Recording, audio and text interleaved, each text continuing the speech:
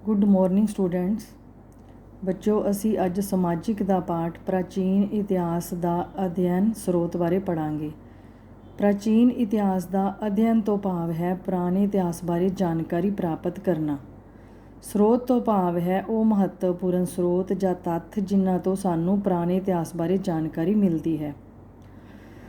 ਇਤਿਹਾਸ ਬੱਚੋ ਅਤੀਤ ਦਾ ਅਧਿਐਨ ਹੈ, ਭਾਵ ਬੀਤ ਚੁੱਕੇ ਸਮੇਂ ਬਾਰੇ ਜਾਣਕਾਰੀ ਪ੍ਰਾਪਤ ਕਰਨ ਨੂੰ ਇਤਿਹਾਸ ਕਹਿੰਦੇ ਹਾਂ। ਇਤਿਹਾਸ ਸਾਨੂੰ ਦੱਸਦਾ ਹੈ ਕਿ ਸ਼ੁਰੂ ਵਿੱਚ ਮਨੁੱਖ ਕਿਵੇਂ ਰਹਿੰਦਾ ਸੀ ਅਤੇ ਸਮਾਂ ਬੀਤਣ ਦੇ ਨਾਲ ਨਾਲ ਕਿਵੇਂ ਸੱਭਿਅਤਾਵਾਂ ਦਾ ਵਿਕਾਸ ਹੋਇਆ ਹੈ। ਇਹ ਠੀਕ ਕਿਹਾ ਗਿਆ ਹੈ ਕਿ ਇਤਿਹਾਸ ਜਿਹੜਾ ਹੈ ਉਹ ਚੰਗੇ ਭਵਿੱਖ ਲਈ ਅਤੀਤ ਦਾ ਅਧਿਐਨ ਹੈ। ਜੇਕਰ ਅਸੀਂ ਭਵਿੱਖ ਵਿੱਚ ਇੱਕ ਮਜ਼ਬੂਤ ਅਤੇ ਆਦਰਸ਼ ਸਮਾਜ ਦੀ ਸਥਾਪਨਾ ਕਰਨੀ ਚਾਹੁੰਦੇ ਹਾਂ ਅਤੇ ਅੱਗੇ ਵਧਣਾ ਚਾਹੁੰਦੇ ਹਾਂ ਤਾਂ ਸਾਨੂੰ ਇਹ ਪਤਾ ਲਗਾਉਣਾ ਚਾਹੀਦਾ ਹੈ ਕਿ ਅਸੀਂ ਅੱਜ ਦੀ ਵਰਤਮਾਨ ਸਥਿਤੀ ਤੱਕ ਕਿਵੇਂ ਪੁੱਜੇ ਹਾਂ। ਪੂਰਵ ਇਤਿਹਾਸ ਅਤੇ ਇਤਿਹਾਸ ਬੱਚੋ, ਮਨੁੱਖੀ ਜੀਵਨ ਦੇ ਲੰਬੇ ਕਾਲ ਨੂੰ ਦੋ ਕਾਲਾਂ 'ਚ ਵੰਡਿਆ ਗਿਆ ਹੈ। ਪਹਿਲਾ ਹੈ ਪੂਰਵ ਇਤਿਹਾਸ ਯਾਨੀ ਪੁਰਾਣਾ ਇਤਿਹਾਸ, ਅਤੇ ਇਤਿਹਾਸ ਜੋ ਅੱਜ ਦਾ ਇਤਿਹਾਸ ਹੈ। ਪੂਰਵ ਕਾਲ ਬੱਚੋ ਉਹ ਇਤਿਹਾਸ ਹੈ, ਪੂਰਵ ਕਾਲ ਦਾ ਇਤਿਹਾਸ ਉਹ ਇਤਿਹਾਸ ਹੈ ਜਿਸ ਕਾਲ ਦਾ ਸਾਡੇ ਕੋਲ ਕੋਈ ਲਿਖਤੀ ਵੇਰਵਾ ਨਹੀਂ ਮਿਲਦਾ। ਉਸ ਨੂੰ ਅਸੀਂ ਕਹਿੰਦੇ ਹਾਂ ਪੂਰਵ ਇਤਿਹਾਸ ਕਾਲ। ਅਤੇ ਇਤਿਹਾਸ ਤੋਂ ਭਾਵ ਹੈ ਜਿਸ ਕਾਲ ਦਾ ਸਾਡੇ ਕੋਲ ਕੋਈ ਲਿਖਤੀ ਵੇਰਵਾ ਮਿਲਦਾ ਹੈ, ਉਸ ਨੂੰ ਅਸੀਂ ਇਤਿਹਾਸ ਕਹਿੰਦੇ ਹਾਂ। ਇਤਿਹਾਸ ਦੇ ਲਿਖਤੀ ਵੇਰਵਿਆਂ ਤੋਂ ਬੱਚਿਓ ਮਿਤੀਆਂ, ਲੋਕਾਂ ਦੇ ਨਾਵਾਂ, ਸਥਾਨਾਂ ਬਾਰੇ ਜਾਣਕਾਰੀ ਮਿਲਦੀ ਹੈ।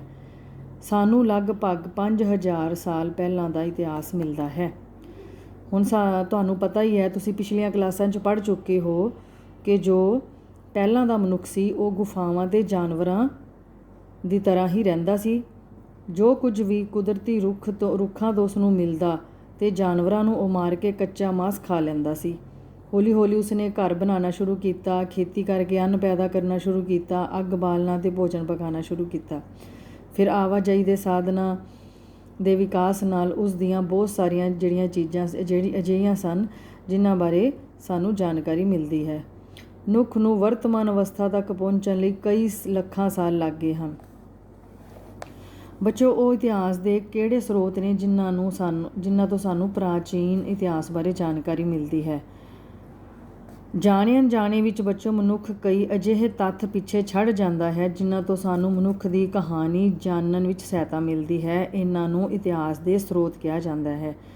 ਉਦਾਹਰਨ ਵਜੋਂ ਜਿਵੇਂ ਸਾਡੇ ਆਲੇ ਦੁਆਲੇ ਦੀਆਂ ਵਸਤੂਆਂ, ਘਟਨਾਵਾਂ, ਮਹੱਤਵਪੂਰਨ ਲੋਕਾਂ, ਖੋਜਾਂ ਅਤੇ ਵਿਗਿਆਨ ਦੇ ਬਾਰੇ ਅਨੇਕਾਂ ਪੁਸਤਕਾਂ ਲਿਖੀਆਂ ਜਾਂਦੀਆਂ ਨੇ ਅਤੇ ਇਹਨਾਂ ਤੋਂ ਹੀ ਬਹੁਤ ਸਾਰੀਆਂ ਪ੍ਰਾਚੀਨ ਵਸਤੂਆਂ, ਖੰਡਰਾਂ ਆਦਿ ਪ੍ਰਾਚੀਨ ਕਾਲ ਬਾਰੇ ਜਾਣਕਾਰੀ ਪ੍ਰਾਪਤ ਕਰਨ ਵਿੱਚ ਸਾਡੀ ਇਹ ਸਹਾਇਤਾ ਕਰਦੇ ਨੇ।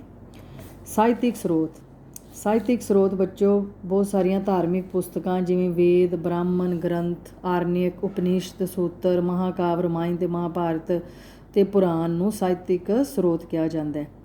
ਪ੍ਰਾਚੀਨ ਕਾਲ ਦੇ ਨਿਯਮਾਂ ਅਤੇ ਕਾਨੂੰਨਾਂ ਬਾਰੇ ਵੀ ਪੁਸਤਕਾਂ ਲਿਖੀਆਂ ਗਈਆਂ ਹਨ ਜਿਨ੍ਹਾਂ ਨੂੰ ਧਾਰਮਿਕ ਸ਼ਾਸਤਰ ਕਿਹਾ ਜਾਂਦਾ ਹੈ, ਜਿਵੇਂ ਕਿ ਮਨੂ ਸਮ੍ਰਿਤੀ ਇੱਕ ਪ੍ਰਾਚੀਨ ਧਾਰਮਿਕ ਸ਼ਾਸਤਰ ਹੈ।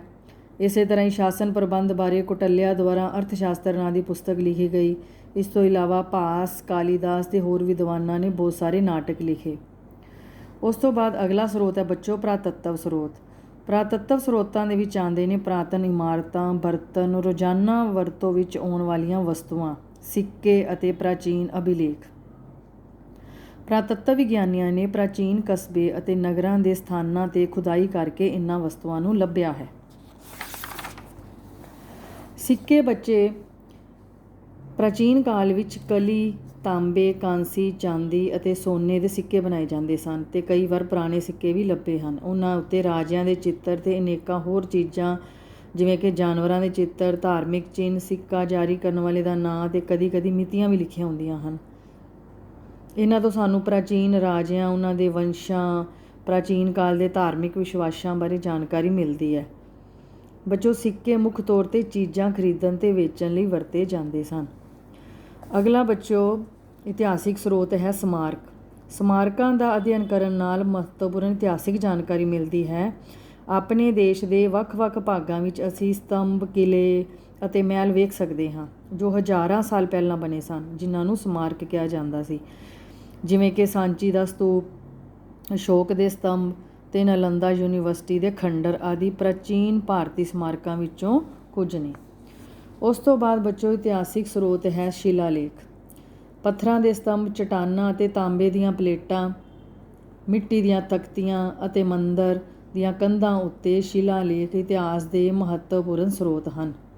ਸ਼ਿਲਾਲੇਖਾਂ ਦੇ ਅਧਿਐਨ ਨੂੰ ਪੁਰਾਲੇਖ ਵਿਦਿਆ ਕਿਹਾ ਜਾਂਦਾ ਹੈ। ਇਹਨਾਂ ਵਿੱਚ ਉਸ ਸਮੇਂ ਦੀਆਂ ਮਹੱਤਵਪੂਰਨ ਘਟਨਾਵਾਂ ਦਾ ਵਰਣਨ ਕੀਤਾ ਗਿਆ ਹੈ ਜਿਸ ਸਮੇਂ ਵੀ ਇਹ ਲੇਖ ਲਿਖੇ ਗਏ ਸਨ। ਉਦਾਹਰਨ ਵਜੋਂ ਜਿਵੇਂ ਪ੍ਰਸਿੱਧ ਸਮਰਾਟ ਅਸ਼ੋਕ ਨੇ ਮਨੁੱਖਾਂ ਦੀ ਭਲਾਈ ਲਈ ਆਪਣਾ ਸੰਦੇਸ਼ ਚਟਾਨਾਂ ਅਤੇ ਵਿਸ਼ਾਲ ਪੱਥਰਾਂ ਦੇ ਸਤੰਭਾਂ 'ਤੇ ਖੁਦਵਾ ਕੇ ਪੂਰੇ ਦੇਸ਼ 'ਚ ਲਗਵਾ ਦਿੱਤਾ ਤਾਂ ਕਿ ਲੋਕ ਉਸਦੇ ਵਿਚਾਰਾਂ ਨੂੰ ਪੜ੍ਹ ਕੇ ਉਹਨਾਂ ਦੇ ਉੱਪਰ ਚੱਲ ਸਕਣ।